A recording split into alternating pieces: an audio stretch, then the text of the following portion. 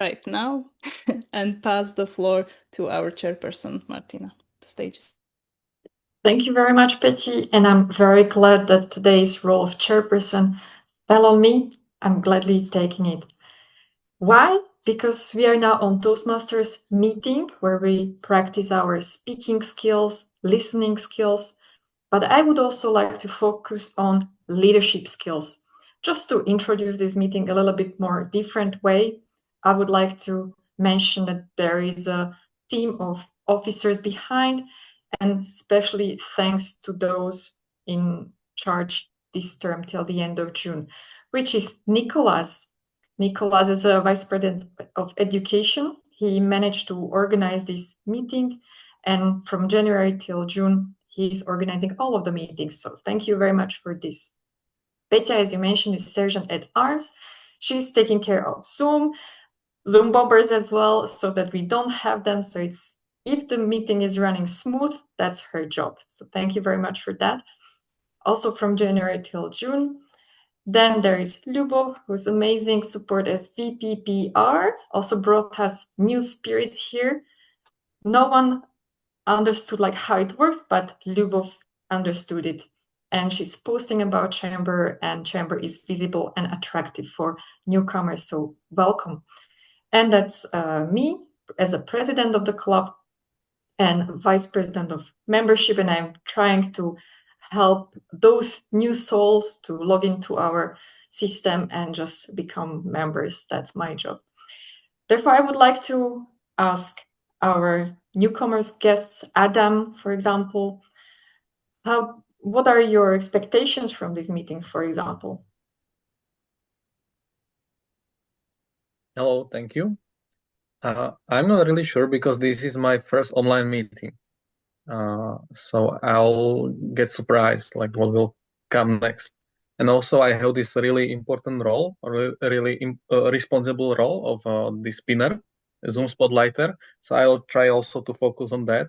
So in recording, it's gonna be good. Perfect. And do you have some leadership role in your club?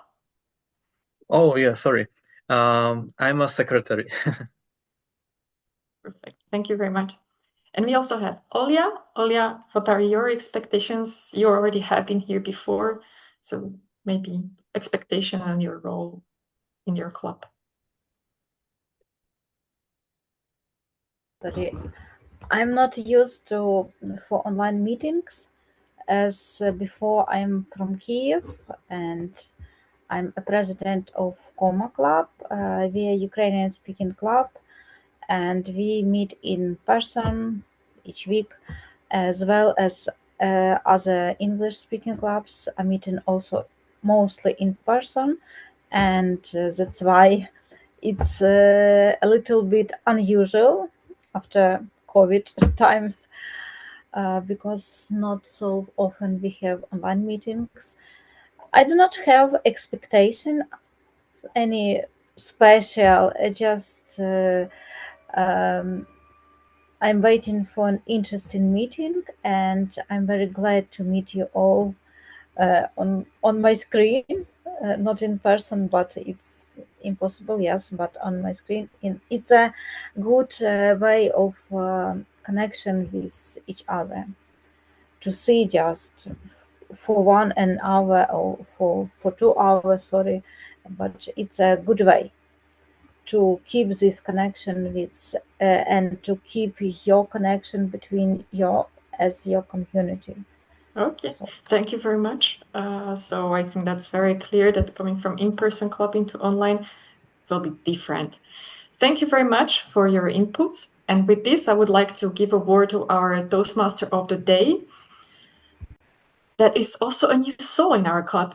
Let me welcome a new member, Scott Clark. So welcome, and please take charge of this meeting as a first time as Toastmaster of the day. What isn't obvious about me? Very strange. Tell us more about it, please. Thank you very much, and thank you for the introduction. And it's interesting hearing from Adam and Olya that I was a Toastmaster 15 years ago, and 15 years ago there wasn't these virtual meetings. So I'm here in Seattle. It's 9:15 a.m. And so these virtual meetings are new to me also. My role as a Toastmaster is to introduce everybody to keep the meeting running and to keep a flow. And as was just mentioned, I get to introduce the meeting theme, what isn't obvious about me. And what I find is people in clubs get to know each other, but there's always that thing that maybe people don't know that's interesting. And it's funny mentioning this. I don't think any of my friends know this, but all throughout high school and all throughout college, I was a calligrapher. And this is where you use the parchment paper and you have the pen and you have the ink and you do cursive and you do Old English. And I haven't done that for decades. And recently, I started having dreams about doing calligraphy. So, what isn't obvious about me is I'm probably going to start to do calligraphy again. So, I'm going to start to introduce the roles. As we look through the calendar, we'll see. The first of those, really important, is our time tracking, our timer. I am going to introduce Nicholas, and if you could please tell us about the timer role. But of course, today I will be your timer, which means that I will look closely whether the time allocated to you is not being exceeded. Our speakers have 7 minutes. Once they reach that, they will go into the overtime. Then they have 30 more seconds to wrap up their speech. Should they cross this sacred boundary, nothing will happen, but I would really like to ask them to not do that. And for the short speeches, the improvisations, they have up to, I believe, 2 minutes. And once again, they can go 30 seconds into overtime. You can watch your I will track the time, and you can watch your progress by these screens that I will use. So this is the green screen. It will happen for speeches, 5 minute time. This will happen at 6, and this will happen at 7. When you cross the overtime and exhaust it, I will do ADHD virtual background style like this. That will be all, and back to you, Mr. Toastmaster of the Day. Thank you, Nicholas. Our next role that will be looked at is the ah counter. That's the person that just covers what I just did right there with the ah unintentionally. Jackie, could you please tell us about the role of ah counter?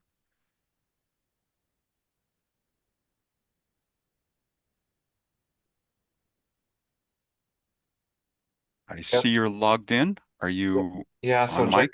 Jackie told me he has some issues and he might not be able to fulfill his role during this meeting. So yeah, we will probably be without an all counter today. So that's the update on the situation, but it would be cool if he could also say something. Are you able to, Jackie? Okay. I would May I suggest we have multiple skilled Toastmasters here? Olga, for example, could maybe pick up the role of as a counter. She's general evaluator. Or did you mean that she would do both? Maybe Adam?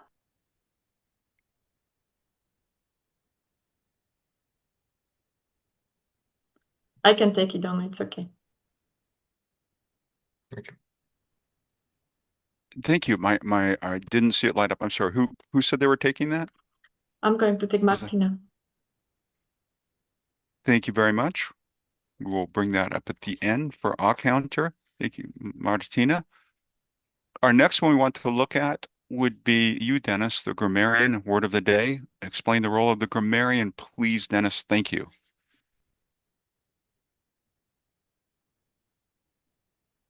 Thank you, Toastmaster Scott. Role of grammarian. It has evolved over the many years to help those who may not be familiar with the idea of the eloquence and the poetry that you may experience while rummaging through the vast library of rich words and phrases, delicate constructions of grammatical flowers that bloom inside of your head when you hear a piece of beautiful English being whispered into your ears and you say, oh, I need to remember that, because that is what eloquence can do.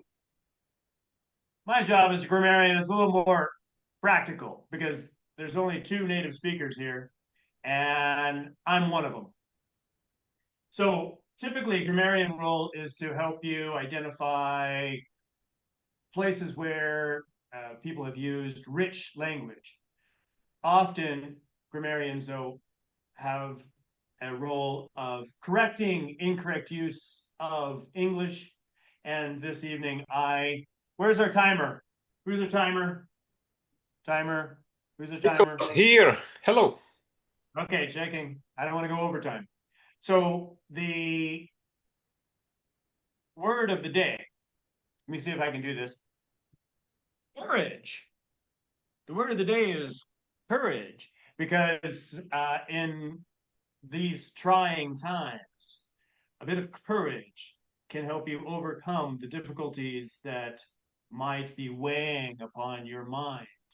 So try to be courageous and try to use this word as often as you can. To have courage means that you are brave, like a lion. Keep your courage, stay strong, mind your grammar. Over to you, Toastmaster. Dennis, thank you for that. I look forward to having the grammarian role at some point in the future. What you pointed out is so important because I recognize the majority of people on this meeting have English as a second, third, or fourth language, and that is important to account for that. Thank you, grammarian. We just mentioned about people being new to the virtual meeting. Something that's absolutely new to me and I'm fascinated by is the Zoom Spotlight. Adam, I understand you are a guest from Slovinsky Toastmasters Club, and you are our Zoom Spotlight. Can you please explain that role? Yes, of course. Hello again. This role, that, if I understand it correctly, is for people that want to watch the recording from this meeting. I will be pinning if you will speak. So, for example, now Scott is pinned. And for example, if Scott has a lot of time and he have a red card, the timer is showing the red card, I will also pin the timer. So the people from recording can see all the people that are somehow interacting on this Zoom meeting. I'm not sure if also you now here can see my pins. I'm not sure, but yeah, I hope it's gonna be good for the people seeing the recording. All right. Thank you very much, Adam. Now I am at the part where I introduce the prepared speeches. We have 3 prepared speeches, and just because it's fun and dramatic, I will introduce each speaker in competition format. That means I'm going to say their name, I'm going to say the speech name, I'll say the speech name a second time, and then I will say their name again, and we will give them a huge welcome, and they will have the stage. Our first speaker is Benjamin. The name of his speech is Worth the Climb. Worth the Climb. Let's please welcome Benjamin. Thank you, Toastmaster of the Day. When I was 7, I broke my arm. 7 years old, my arm fractured in 2 places. I had never been in so much pain. But wait, I'm getting ahead of myself. Let me back up a little bit. I grew up in the big city. For as far back as I can remember, I've been surrounded by buildings and roads and crowds and cars. The sound of traffic was my lullaby. I kept time by keeping track of the roar of airplanes passing overhead. 7 years old is my first clear memory of my family and I visiting our hometown. And when we visited that hometown, it was my first memory of seeing that most wondrous of things, a magnificent, massive tree. Now, to be clear, this wasn't the first time I was seeing a tree. Even city boys sometimes see trees from time to time. But I had never seen anything like this one. Huge. To me, it was 100 meters tall. Its canopy of leaves covered my field of vision. Green was all that I could see. And it looked and felt and smelt old, like it had been there from the beginning of time. Like I said, I had never seen anything like it. Over the next few days, that tree was the focus of all my thoughts. Whenever I could, I would rush to it, spend time exploring it. It became my companion. Let me ask you, do you remember visiting a strange place for the first time? It was nice to have a friend. I got to know my friend, all of its ridges at its base, its roots poking out of the ground. I spent entire afternoons and evenings there. On one such afternoon, I was poking around the tree when I noticed an ant. An ant unlike any ant that I had ever seen before. I had seen little black house ants at home in the city, but this one was much, much bigger, and it was red. It was glorious. I saw that ant, and then another one, and then another one, an entire line of ants making their way up a tree, up that tree, to what looked like a nest that they had built. I thought I'd gotten to know my friend the tree, but as I looked up, I realized that there was so much of him that I still didn't know. What other secrets was he hiding? I made out I made a decision that I had to find out. I was gonna climb that tree. I started out, one hand after the other, one leg following the next, slow and steady. I kept going. After a while, I looked down. It seemed like I was miles above the ground. I could see the roof of my grandparents' house, the river behind it. I was out there in the thick of it, surrounded by the leaves and the wind. After a while, clinging onto a branch, I spotted my friends, the ants, marching to their nest, which was now within reach. I reached out and touched the nest, and all hell broke loose. The mass of ants surrounding it came to life, spreading in all directions. Some got on my arm. Inevitably, one bit me.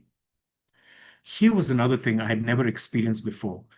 And let me tell you, do not mess with red ants. A red ant's bite is nothing like the little pricks of domestic house ants. I'd had enough with one bite. I forgot where I was. I forgot I was on a tree holding onto a branch. I forgot everything. Next thing I remember was waking up in the hospital. Apparently, my grandfather had seen me falling, and probably the entire neighborhood heard my shrieking as I was bitten and fell down. I was fortunate. I thought the tree was 100 meters tall. It was closer to 10, and I had fallen from one of the lower branches. I'd broken my arm, and it had been an eventful day for me and my poor family. But when I think back to that day, what really stays with me was that feeling sitting up there, seeing further than I had ever seen before. Even today, when I'm feeling down, I try and remember what that was like. I try and chase that feeling. Friends, what has curiosity brought to your life? It led me to climb that tree and experience things both good and bad that I had never felt before. When we find ourselves at a crossroads, curiosity allows us to take a step forward. It represents the hope that there is something worthwhile on the other end of that, on the other side, and in some cases, the courage to take the first step.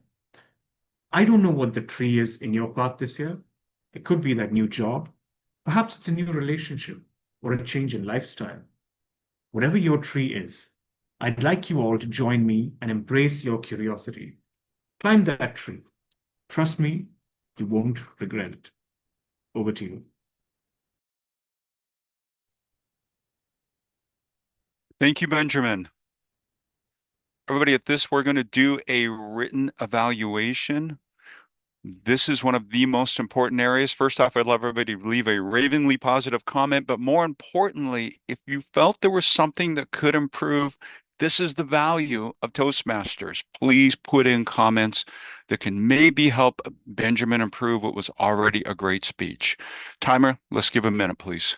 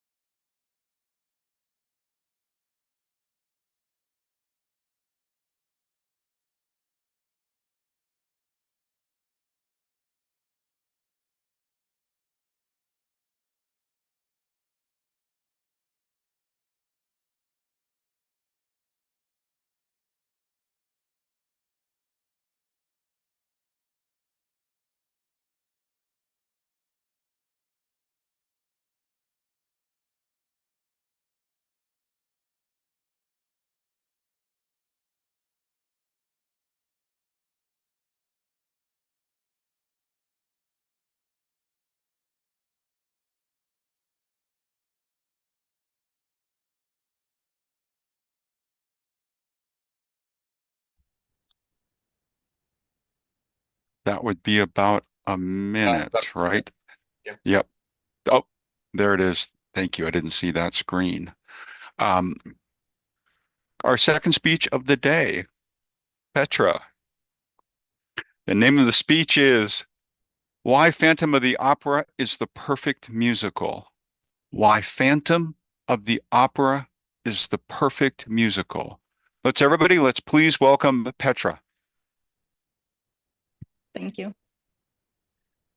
The Phantom of the Opera, a cultural staple that requires no introduction. Even though this story has been adapted and retold across many different forms for over a century, I would like to specifically focus on the version that is engraved in most people's minds, the 1986 musical written by Andrew Lloyd Webber. This very musical holds a record for being the longest running show on Broadway, running continuously for 35 years. And this kind of popularity does not happen by accident. Of course, I realize that calling something perfect is quite a bold claim, but let me give you a few reasons why I believe that The Phantom of the Opera is a masterclass in musical writing and stage storytelling. My first reason can be briefly described as content dictates form. What I mean by that is that the story is set inside a theater, which is why theater as a medium is this perfect match for this story to truly shine in its fullest form. In the theater, the boundaries between the actors and the audience, the stage and the setting, become blurred. And the stage production uses this to its advantage via using the entire space of the theater also around and above the audience for special effects, spatial sound design, or creating moments in which the actors speak directly to the audience, because the audience themselves are a part of the story too. This is the reason why the stage production creates an incredibly strong immersion that is unlike any other medium that could ever achieve this kind of immersion. My second point is the characterization of the Phantom. The Phantom is a character full of contrasts. He begins as this eerie presence within the theater, the so-called opera ghost, and at first it is even unclear whether he's real or not.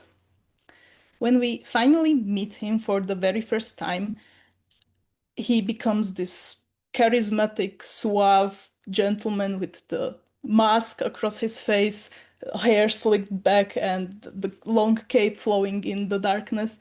And the same way as our main character, Christine, the entire audience is simply enthralled by him. As the story progresses, we can see his darker and more sinister side. He can become even terrifying at times. And yet, as we get to know his past a bit more, we can't help but feel sympathy and pity for him. This kind of complexity is what makes this character interesting and captivating to watch. My third and final point is the excellence of the musical score. Now, as a person with no musical training whatsoever, I think that the music of Phantom of the Opera is quite easy to understand for an audience member, in a sense that you can clearly distinguish between certain themes that are linked to various characters or various emotions. These themes develop and repeat over time, which on one hand makes the music quite interesting to listen to, and on the other, it gives us some hints and cues about what might happen on the stage. And of course, I cannot go without mentioning the most recognizable musical theme of this show, the Phantom's theme. This kind of dark and mysterious, powerful motif that, when resonates through the entire theater, creates this eerie presence that you can feel. You can feel that the Phantom of the Opera is present even though you can't physically see him on the screen or on the stage at all times. Despite this clarity of the structure of the music, many songs are extremely difficult to perform. And as the name suggests, there are some songs that require operatic singing, which is a very specific skill that not many people can do. And these singers have to be able to adapt between this operatic singing and sort of more classical style of musical theater songs. And that just requires an enormous amount of vocal control, range, and above all, exceptional talent and courage. As a result, the stage production is a space where truly the best of the best can shine and showcase their top tier performances, where they just create this impressive impression on the audience. In conclusion, the Phantom of the Opera firmly holds its place in the Musical Hall of Fame even after many years of existence. Its clever use of the setting, complex characters, and incredibly crafted musical score make the musical nothing but a privilege to witness live in its full form. Thank you. Thank you, Petra. We're going to spend a minute doing an evaluation. Again, please start with a glowingly positive comment and then something that maybe Petra can improve on. That's how we learn. Timer, if you can please set a minute, and this time I'll pay attention.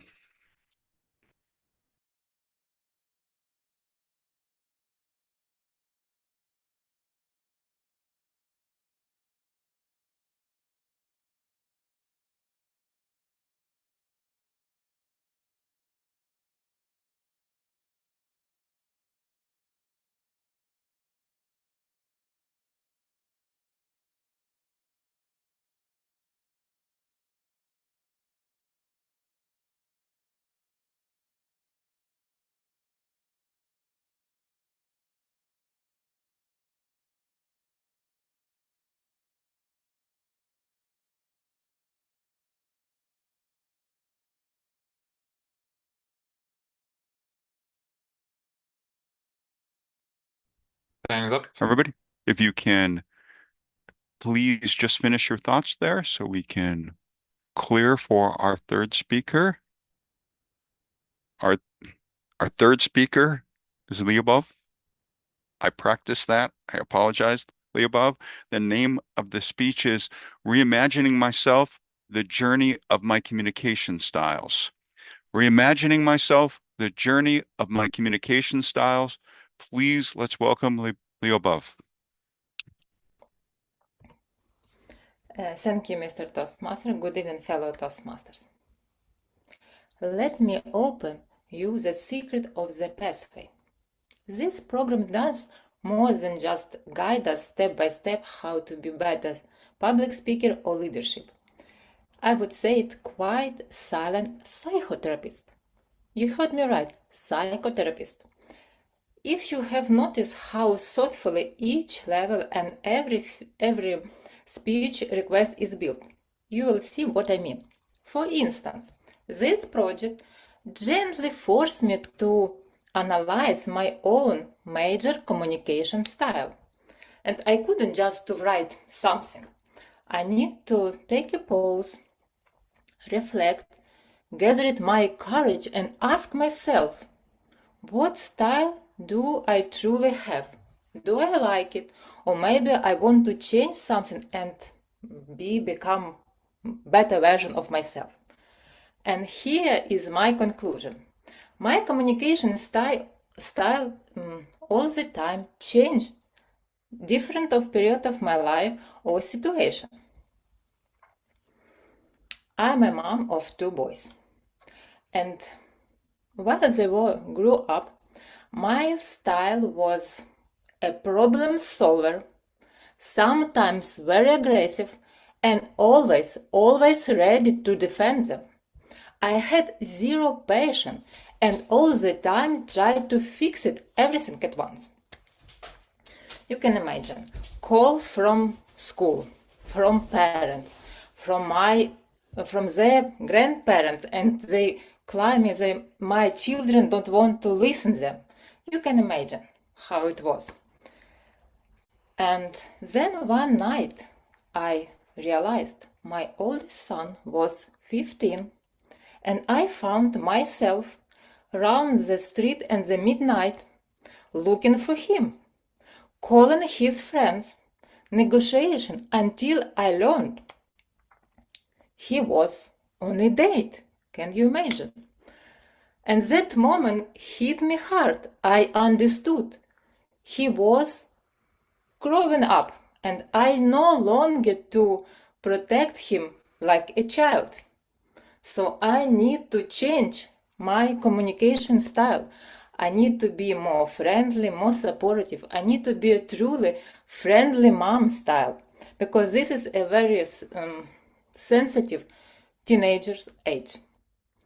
And my task as a parent to raise them to be more responsible, to take responsibility for their own action, be independent, and be myself, wisdom, calm, and supportive. At work, however, I used a completely different style. I choose to take minimum responsibility and initiative. I became a quiet and supportive colleague. In other words, I relaxed in my corporate role for a long time. I simply didn't want to change anything and I don't want to join to career race.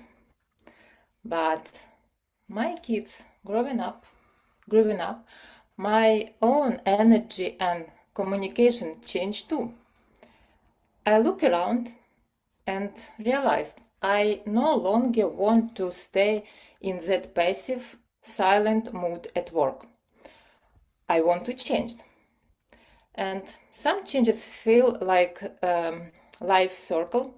Something change happened smoothly and organically, but some changes I need to push myself from my comfort zone and show and find my strengths.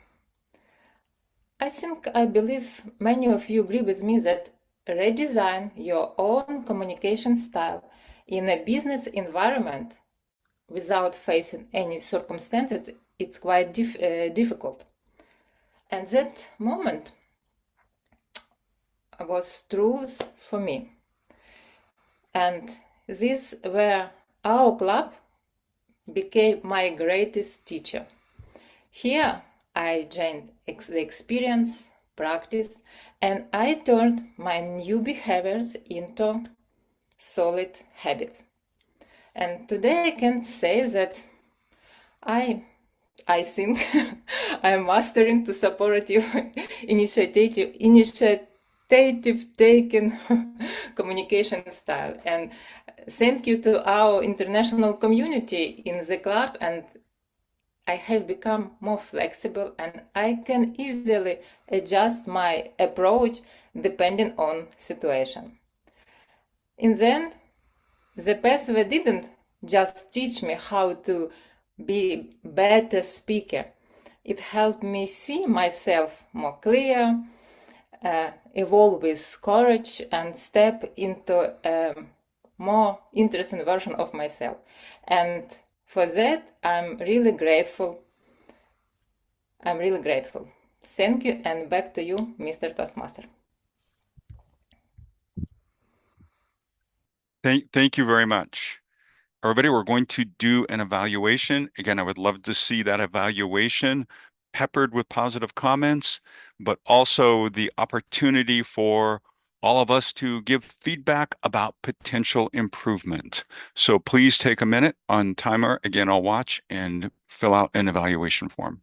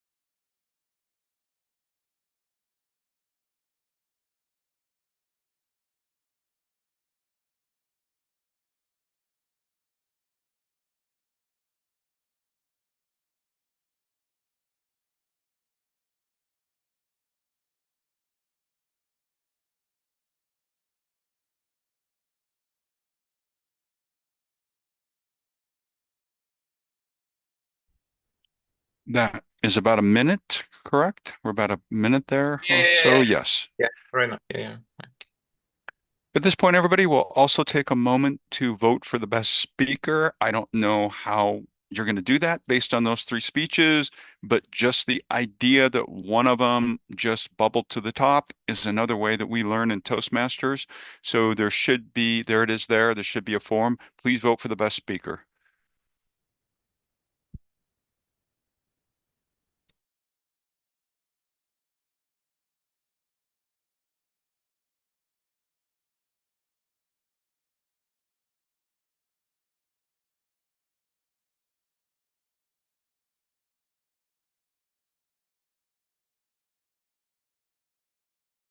That probably is enough time for everybody to have clicked on the best speaker. At this point, we're going to move to table topics, unprepared speeches. Our table topics master is Camilo, who I understand is a guest like myself. I have been a guest here several times before I joined. I've seen Camilo before. I have a brief introduction for him here. I don't know if this is true or just Nicholas is pranking me, but it says here that Camilo notes he is mortal just like anybody else. So we're going to go with that. Camilo, if you can please introduce table topics.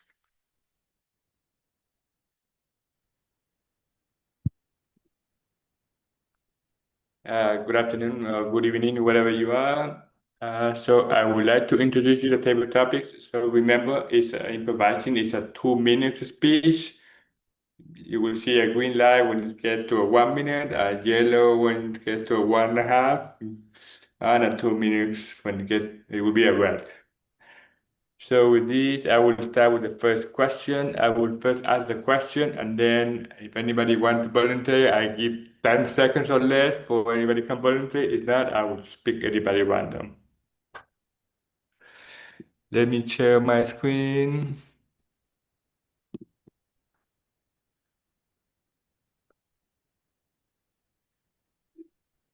So first question, I try to make them funny.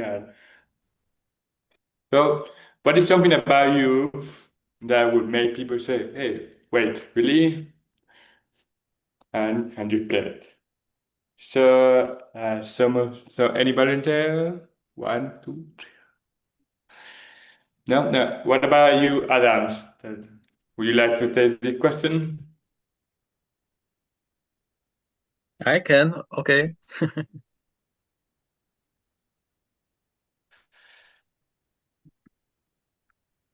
What is something about me that would make people say, "Wait, really?" Okay. I think people would say, "Oh, wait, really?" About a side of me that like to torture myself. Let me explain. For example, I like to run. Sometimes less, sometimes more, but I decided to go and run a marathon. And some people would say, "Oh, why would you do that?" Especially because I hate running. So why would I go and run a marathon? That's a good question. I asked this question a couple of times also me because I didn't know at time, and the reason is that I like to challenge myself. And when my friend asked me to go and run the marathon, I told myself, okay, I hate running. I don't like to run. It's going to be pretty difficult, but still, I want to do that. So I think my brain is a little bit maybe broken, I would say. And some people still don't understand. Also, my family don't understand why I do sometimes pretty messed up stuff. But still, I think it's pretty interesting for me. And I think that's part of life, to try new things and to challenge myself. And that's why I will probably keep on trying new, difficult things. Thank you. Great. So let's jump to the next question. I will share my screen again. Let's see what surprise we have. Question number 2. What secret talent do you have that is completely useless but very impressive? So any volunteers? 1, 2, 3. Okay, what about you, Binka? I don't know if I pronounced your name. Would you like to take the question? Vinka. Well, I would say it's not really easy to answer that on the spot because most of my talents are like useful to some degree. But yeah, I'll try to answer it. So,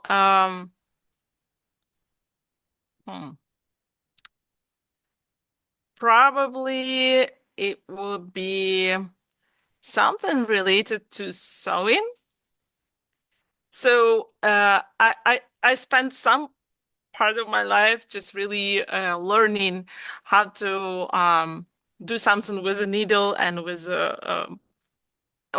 it could be embroidering, sewing, different types of it. So we really studied it at school, and I really thought that it would be very useful in my life.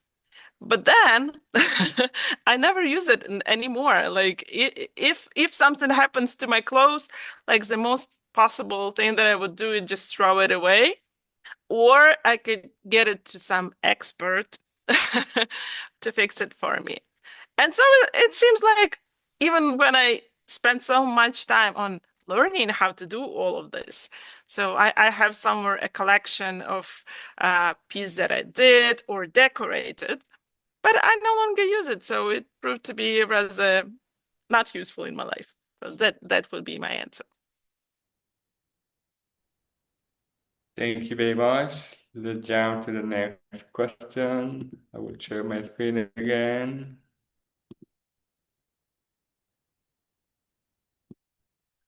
Okay, question number 3.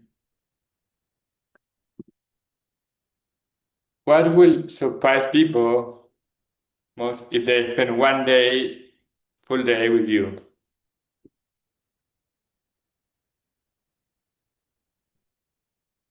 So, any volunteers?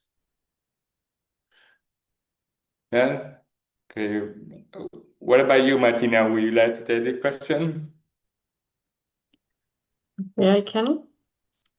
It definitely describes me well. I'm a frog, professional relaxer, and overthinker. That's me. I just spent 2 months in Malaysia at the beach doing exactly the same thing that people don't know. That's my profession.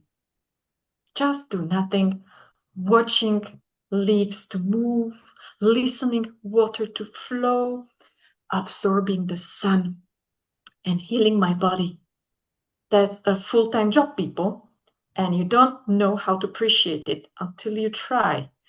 And with our European mindset, before, of course, I didn't know how to do it. I studied it. It took me some time, but finally I became an expert. And people in my surroundings now, they don't understand. They're rushing from one job to another, from baby to work and then to supermarket and like running late. It's like 1 minute late. And then I'm just like, relax. 4 minutes, 5. It's like, do I want to go to shop today? No. Tomorrow. Do I want to go out today? No. Tomorrow. You need to learn how to do that. It takes practice, but I think everyone can do it. And this is one thing people would never, I think, guess about me, because they think I'm just overthinker and doing a lot of things. But there comes a time when I just stop everything. I said, no, nothing. Today is my one full day of doing nothing. And that's exactly what I'm going to do probably this Saturday.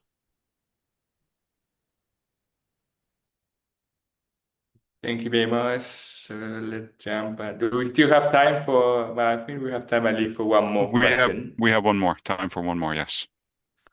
Okay, sounds good. And let me share the screen again. Next question. What is one thing about you that doesn't match your serious face? Well, that's a little hard for everybody, but any volunteers? What about Jackie? I can actually. Yeah. Okay, go ahead, please. Yeah, I will just remove this. Okay, timing. Well, when I tend to focus, I have the face something like this. I don't think that is surprising. Like most people are, I'm thinking about something difficult. So complete appropriate human reaction. But I am also dancer. And when people are dancing, they emerge into the role, and some of them are like, I will not start on this, but sometimes people are really pretentious. Then they, I dance Argentine tango, so everybody's super serious, like this. Or okay, let them be. Then yellow card, thank you very much. Then sometimes people are having fun and they smile like this. But then there is me. And sorry. I said that my face when I tend to focus, but when I dance and I focus and those things go together, people tell me that I look like a mass murderer doing all the time. So I dance, but I'm like, calculating what's the move, what's the music, is it melodic, is it rhythmic, long step, no, longer step, shorter step. And I present that phase all the time, and I even show some video to my parents, and Mom, look, Father, look how I dance. And then, why is your face like this? Like, what do these people done to you that you want to kill them all? Like, don't look. So, what I want to say, sometimes people have serious face, but that is because they are thinking about something, and it's probably important, and they do not have cognitive capacity to smile or do something else. So when you see that resting face that is pretty serious, don't be scared. That person is probably thinking about something. And I think I speak on behalf of every person who has these problems. That will be all. Thank you very much. And back to you. Thank you very much. With this, we complete the session. It was good to learn about you, something which is challenging. So now we go back to the Toastmaster. Thanks. Thank you, Camilo, very much. I actually loved the visuals. The visuals were a lot of fun and helped a great deal. Right now, let's vote for the best table topics speaker, whether you were assigned or volunteered. Table topics requires courage. So let's please vote for the best one there. Click on the form, please.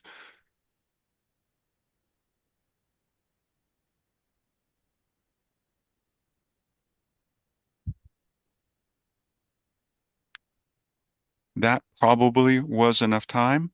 At this part, we're going to go through the evaluation of the meeting, evaluation of the speakers, the evaluation of the meeting overall.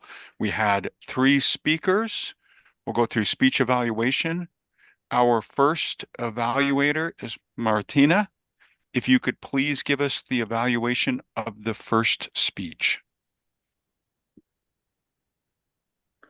Thank you very much.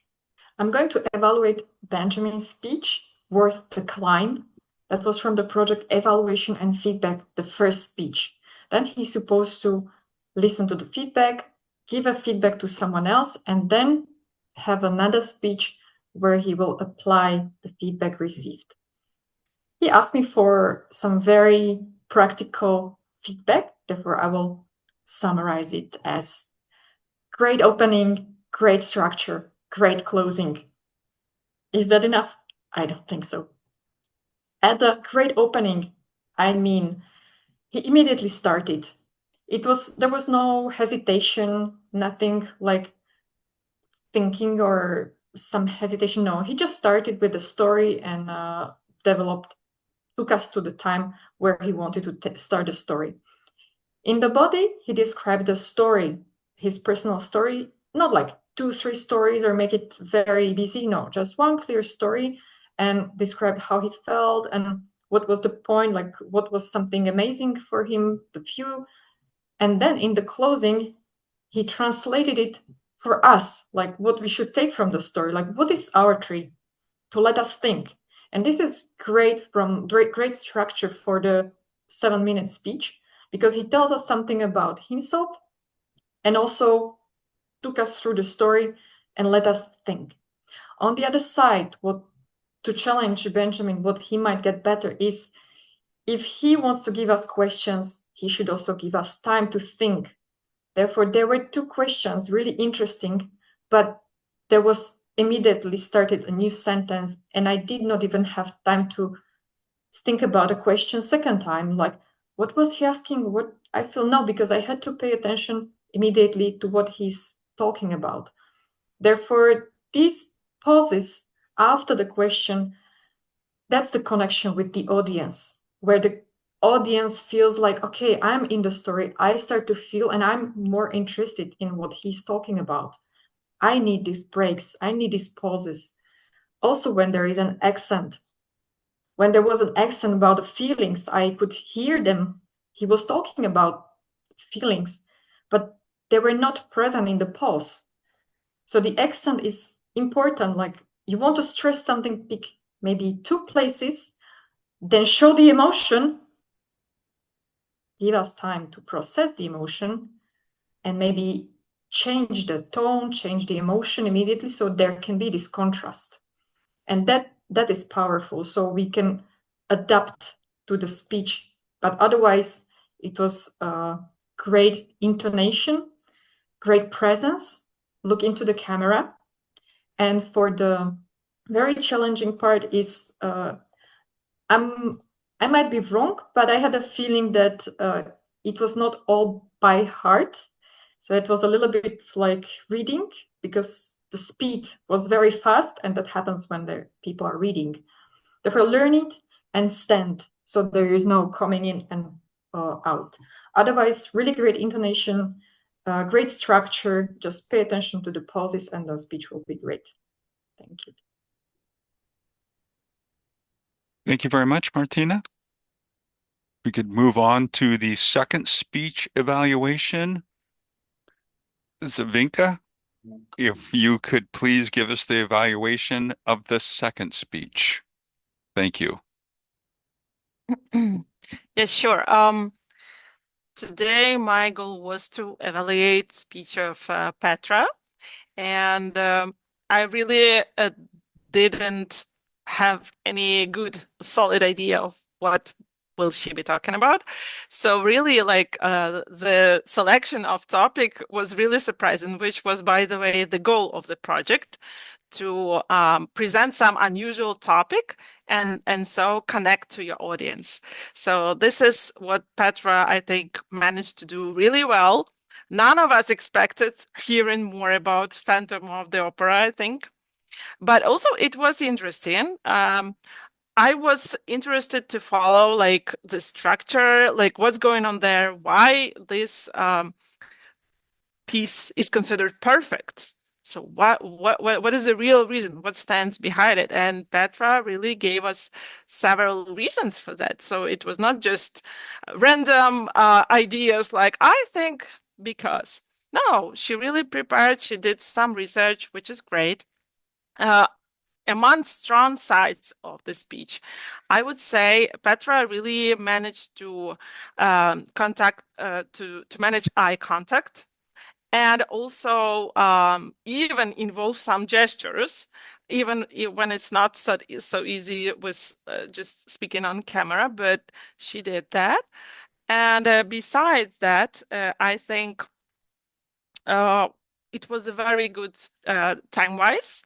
Was not too long, not too short, just as it goes. A tone was rather good, I can say. It was not monotonous. Although I can say that you can grow in area of anxiety, because sometimes it affects your voice. But I'm sure you know about this. And another one area to grow, I think it would be nice if you could also connect yourself to the topic, because it was really unclear why did you select that topic, what was the most interesting for you.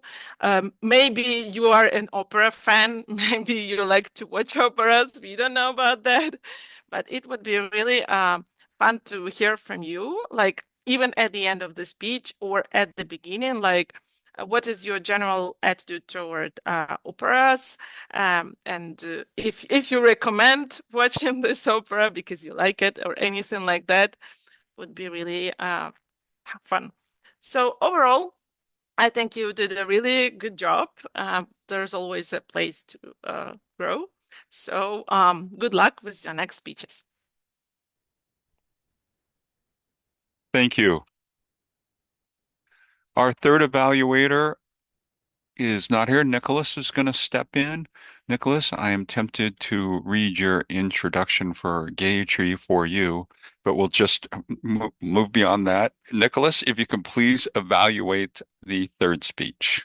Thank you. But of course, Lyubov, no, you listen to me, Lyubov doesn't have to right now. So project of Lyubov was understanding my communication style. She had to explain to us different communication style and the style that she resonates with the most.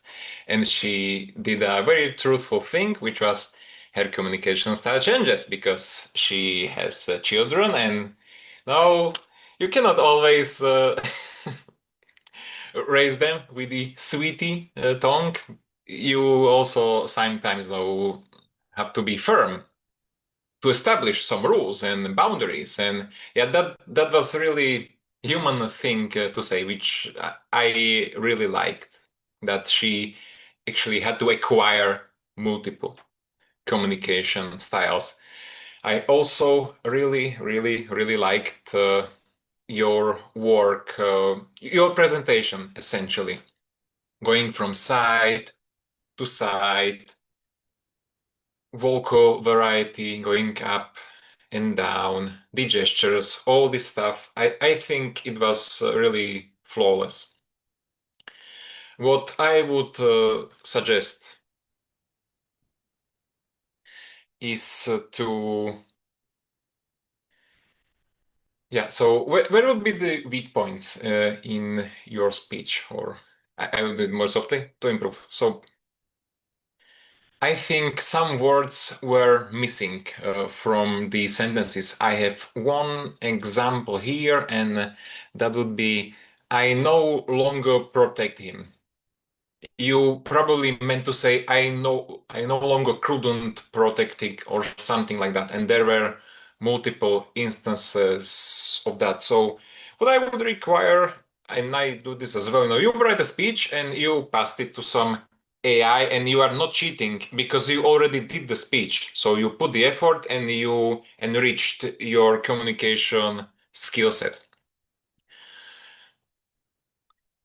So this is help. So it can be like a mentor. So if you would be against this, I really advise this, and it can fill the gaps and enhance you. And some minor word pronunciations. I think I don't have an example for this, but I think S or thinking, like sinking, yeah. And yeah. Oh, I really like the humanity of this speech. I'm not obliged to probably say this, but I really like your sweater. I think your sweater right now comes great with the project and the speech that you said. It felt right for the speech that you were giving to us. I like the gentle tone overall, and I think you succeeded in the project. You told us about your journey with the communication style, and added nice touch how even Toastmasters enriched you in this regard. That'll be all, and back to you, Scott. Thank you, Nicholas. All right, at this point, if you can take a moment, there should be an evaluation form for the best evaluator. And if you just take a moment to click in there.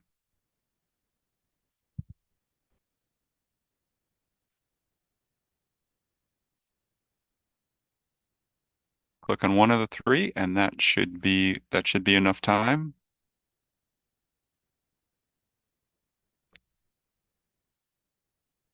Introducing the next part of the meeting, where we look at the meeting overall, the structure, the flow, the timing, the grammar, filler words.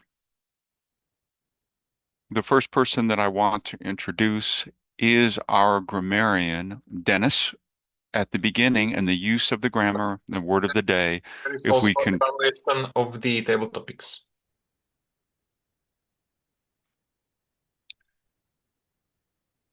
I'm sorry, go ahead. I missed evaluation of the table topics. That's me. That's me, Benjamin. I was Yeah. just about Thank to. you. Yeah. Should I go ahead? Yeah. All right. Good evening, everyone. Once again, I'm here to evaluate the table topic speeches. Table topics is that great nemesis of many seasoned Toastmasters. It's one of the reasons that many of us come to Toastmasters meeting is to flex that skill. Yeah. So my hats off to all of the speakers who attempted it today. And I advise everyone to try and do a table topics at every single opportunity you have. Let me start with the table topics master, Camilo. Great job. I think he just left the meeting, but here's his feedback. Anyway, I love that he explained the rules, and he did it in quite a funny way. I love the effort that he put into preparing his slides. It's not something that you see very often, that someone takes the trouble to make a slide deck with images, with the topics typed out, all of that stuff. It really helps, as I'll explain a little bit later. So great job on effort. And he was welcoming. He did ask for volunteers. And then when he figured out that he may not get one immediately, he wasn't afraid to call people on stage. I think that's great. I think especially for the first couple of topics, if you pull people up on stage, that gets the juices flowing, gets the room a little bit more comfortable with what this is. And then people may start volunteering. So my advice would be, for the first speaker, pull someone up on stage, and then you can ask for volunteers. And also, to really get the full experience of how nerve-wracking table topics can be, and to get the full benefit, I would advise calling the person up on stage and then revealing the topic. Because believe it or not, that extra 10 seconds, 5 seconds that you get looking at the topic, it doesn't give you the same sense of unpreparedness that hearing the topic when you're up on stage gives you. Yeah. So really challenge the crowd, I would say, by getting the speaker up on stage and then revealing the topic. Yeah, but great job overall by the Table Topics master. The speakers themselves, Adam, a lot of courage shown by being the first speaker. Quite a funny speech, I think. He was very deadpan throughout, which is a skill, actually, to keep your face quite serious, but be presenting funny content. So I think he did that well. I love that he ended with a positive note, with a message. And he answered the question right at the beginning of the segment. Really well done. Good thing to do would be to bring us full circle back to that question at the end of the speech. So he ended with that positive message that he had. But if he had just reinforced to us how that relates back to the question, I think that would have made his speech truly complete, full circle. Yeah, but great job overall by Adam. Second, Svinka. Kudos to her, because I think she had the most challenging question today. Not an easy one to come up with an answer for on the fly. I could see like the wheels turning. It was turning for me as well, trying to imagine how I would answer that in the moment. And she did that really well. I think she bought herself some time at the beginning by acknowledging that it was quite a challenging question. And that's one of the things you can do to get yourself starting to talk. The skill with table topics is not to get too caught up with thinking about what you're going to say, but rather start speaking. And she did that really well. She just started speaking, and then she found her answer as she was a couple of sentences in. So top job over there. And Martina exhibited another way you can do this by latching on to something in the question. She latched onto that image immediately, right, of the frog. And then she got her answer from there. So that's what you got to do with table topics.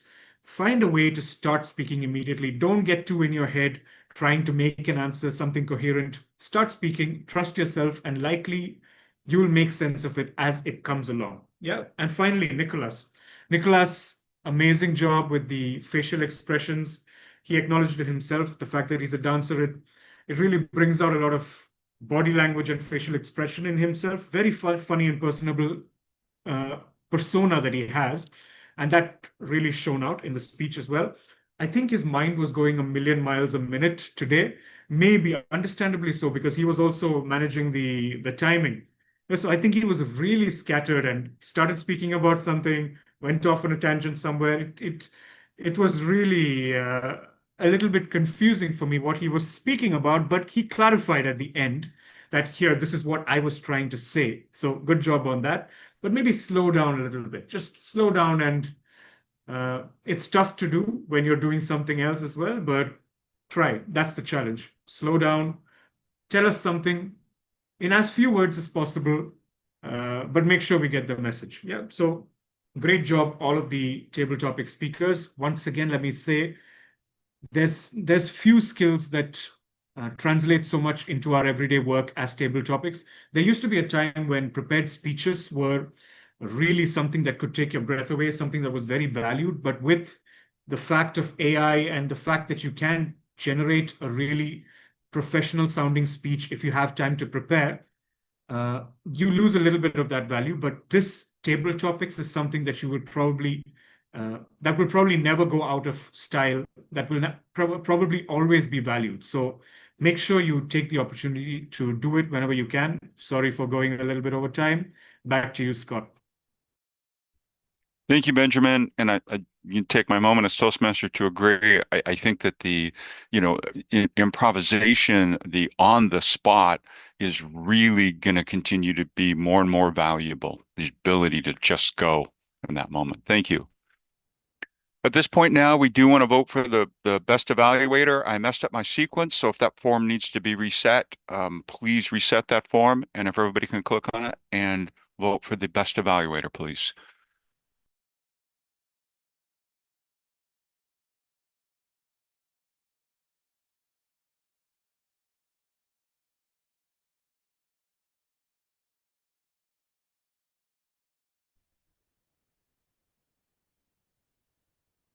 That should do it. At this point, double checking myself to make sure I didn't miss this time.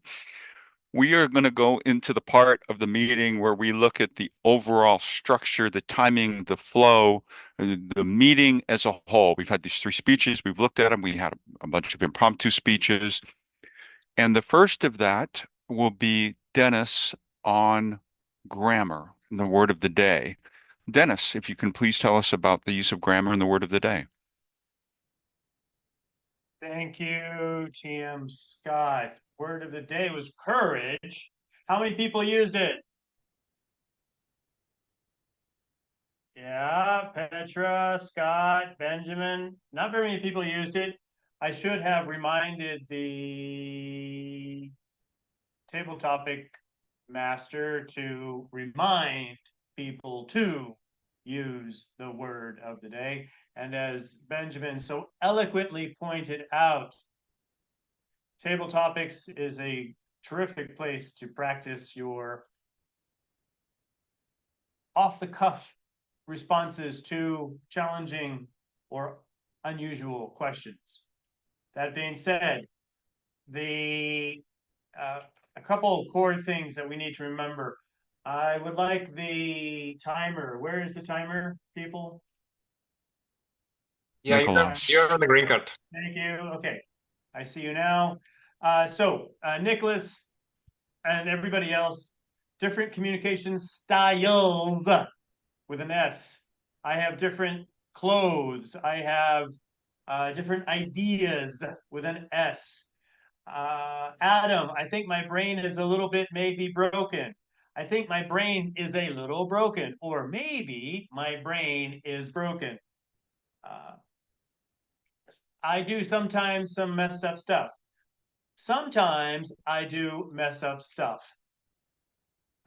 Benjamin, I want to give a shout out to you. Nice use of alliteration. Felt and smelt. Miles above the ground. In the thick of it. Even a city boy sees trees. I like that line. Here in Dubai, there are almost no trees. And I'm done. So thank you very much. And back to you, Scott. Thank you, Dennis. Martina, you showed courage and you jumped in to fill a role that wasn't yours. You are filling in for the counter. If you could please tell us the use that you saw of filler words and any thoughts on that. I tried to pay as much attention as possible with the 3 roles I had, but I managed to spot a counter of filler style that, for example, Dennis is using, prolonging the words. No filler words, but this is also some kind of filler word to think about. He's making a lot of pauses, which is great. Example 1 was Scott. I did not hear any filler word, any filler sound or prolonging, really clear.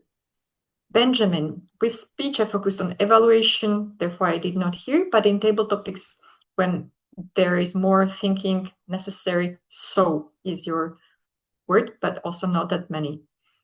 Betty, no filler words as well. Well-paced speech makes the trick. Therefore, it was heardable and no need for filler words. Lyubov, also, she has a favorite, so I need to change my style. And using more times with the longer sentences. Camilo used before words, for example, and so, also when thinking. Adam, none in the introduction, but in the table topics, when there was a little bit of thinking necessary, and so as well. So I think.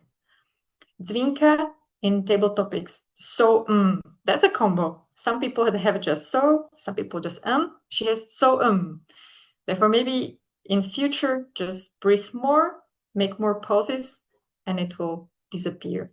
And Nicholas, great progress. Nicholas started with many, many filler words at the beginning, and now only well and very specific. And during his evaluator role, but of course, there is but not necessary, but these are really tiny, tiny peaks. Therefore, everyone is trying to pace it well, breathe, and just give it a break a little bit. That's my evaluation. Thank you very much. Our general evaluator is Olha. I don't think this was mentioned at the beginning, but Olha, you are an area director and president of Coma Club. If you could please bring forward and do your general evaluation of the meeting. Thank you. Thank you, Scott. Just a minute. When I mentioned about online meeting, I just mentioned about myself that I am used more to in person, just online, because of we have clubs in person. So I'm not so proficient in online meetings. But I have two messages to you as a technical expert, and I like about general my feedback about the meeting. I like how it was going and how Nicholas invited us to pick up these roles. It was well organized, and I could compare with another clubs, and you're on a very high level, because some clubs are doing this in a last minute. Yes, you had this issue with a counter, and maybe the one my remark about a counter that you hadn't much, you jumped into this role and you hadn't explained what is will be, but your and finishing with your evaluation, I like the way you paid attention to everyone that you could, and it's very valuable, especially for me, because it's just not just common mistakes, but you mentioned everyone and you mentioned the most common mistakes. I also like timer and rules explaining about this green, yellow, and another cards. It's good because I am not used to these online meetings, and it was okay. I like also how Dennis explained this word of the day, but where is he? I'm not seeing him. And it was behind of his back, and we were encouraged to use this word courage. And general, I also like this step of Martina to explain about leadership roles and leaders, who is who and what is what. And my two messages to you as evaluation, as evaluators. First of one, it's do not take bread from those who is making it. Grammarian has its own role, and he is explaining what is wrong from a grammarian point of view. When you is an evaluator, pay attention to structure, to way of delivery, maybe to something else, but not to grammar, to time, and to this, because his role is for another technical expert. And I also have another message to you. And before this message, I would like to ask you, ask evaluators, for example, of table topic session. Which of you communicated before the meeting with your speakers or on during this meeting with your speakers about type of evaluation, about this roasting of your evaluation? Is it mild roasting evaluation, or maybe high stake? Just what they would like to pay attention you. Maybe I'm a speaker, yes, and I would like you to pay attention to my gestures, because I'm not used to online meetings and I just not using. Maybe I would like to pay attention to structure or to my emotional. And this is a good work between two person, a speaker and evaluator. When it's impossible to make it in advance, you could do always during a meeting. And maybe you would like to pay attention, or maybe 1 hour before meeting, because we are all in our chat and we are practicing in our in-person club to do, and we are encouraging our evaluators to communicate with speakers what they are working on in that speech, especially. Maybe Petra received some feedback from her evaluator, and she would like to work on this on the next speech. Please find your evaluator also. Is this common direction, not just evaluate. Find your evaluator and ask, please, Oля, pay attention to this and that. And it would be working much more and on your progression. And that's all, and really wonderful and very easy made meeting. So thank you so much. Thank you very much for the general evaluator. I somehow missed Nicholas. If you could give us the timers report, Nicholas. But of course, today we really behaved. Everybody was on time, almost. I extended my evaluation role for 3 seconds, and Benjamin extended his, but for a great cause, dare I add. So I'm really glad he did, and I believe with the forward that he shared with us. Regarding the specific numbers, I will put them in the file in the chat after I finish my report. I would maybe just highlight that also, Olia, you have 8 minutes for your role and you used 5 minutes and 47 seconds. So you can enrich us even more next time about all the ideas that you might have. That will be all, and back to you, Mr. Toastmaster of the Day. Thank you, Nicholas. I get a moment to have a final word. When you look at this meeting, you saw 3 speeches, you heard 3 speeches. You have somebody that is describing something that occurred. There's a bit of a slice of life that occurs. There's real humanity in this experience.